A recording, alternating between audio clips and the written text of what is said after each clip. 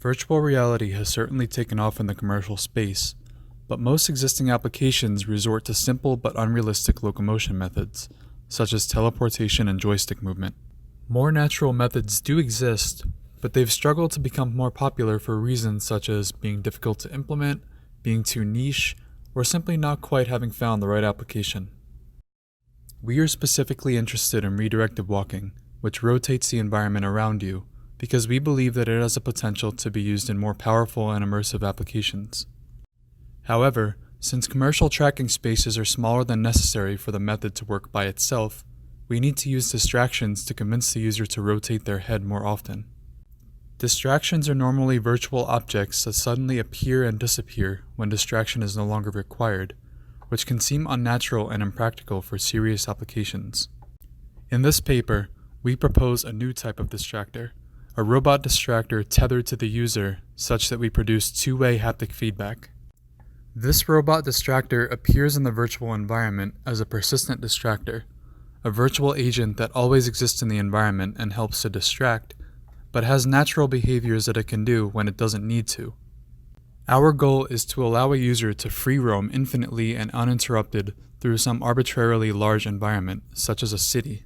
For example, imagine that you're walking your dog, represented by the robot, to the park. Whenever you need to be distracted, which you as the user wouldn't know, the dog ironically gets distracted and goes off to do something that in reverse distracts you.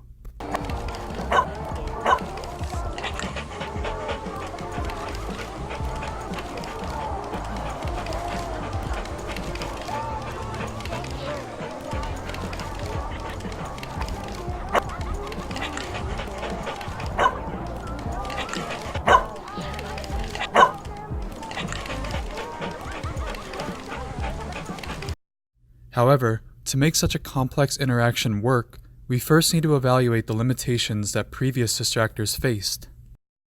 Before we continue, here is an introduction to our simulation. The black dot is the simulated user's head location. The pink arrow is their walk trajectory. They're trying to reach the green question mark. The distractor is the red triangle. The distractor's current target position is the yellow circle. The red bounds represent the tracking bounds. The center of the tracking area is the blue dot. During a distraction, which occurs when the user meets certain requirements for being in danger of leaving the bounds, we see a slightly different visualization. The red line represents their walk trajectory before needing to be distracted. The blue line is a vector from the user to the tracking center. Now let's continue. A major issue was that redirected walking worked independently of distraction.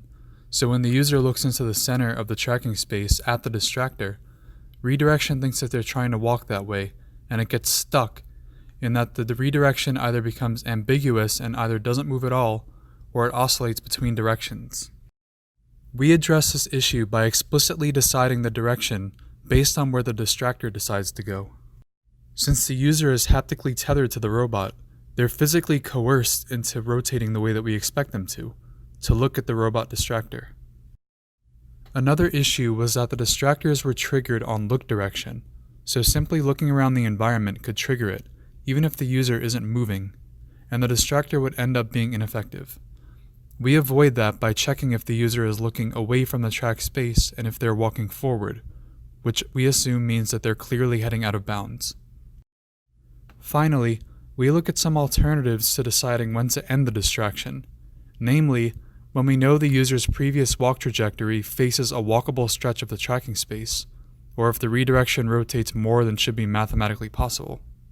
Thus, we can end the distraction with a little more certainty. We created a virtual user that has randomized movements that are fairly similar to how a typical user might move, and we implement a virtual version of our robot distractor. The user traverses the fire drill scenario from the original redirected walking paper. We also implement soft and hard resets in case they get stuck. Then we ran 20 simulations of this user for each combination of methods. Our results show that using explicit direction during distraction completely eliminated any kind of reset.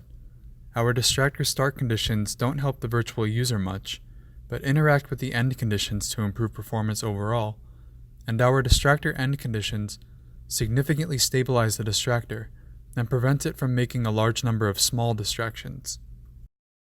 In conclusion, we believe that our new and improved persistent distractor will make the real robot distractor feasible and work well. Next, we plan on completing a user study proving that this is the case. Thank you for watching.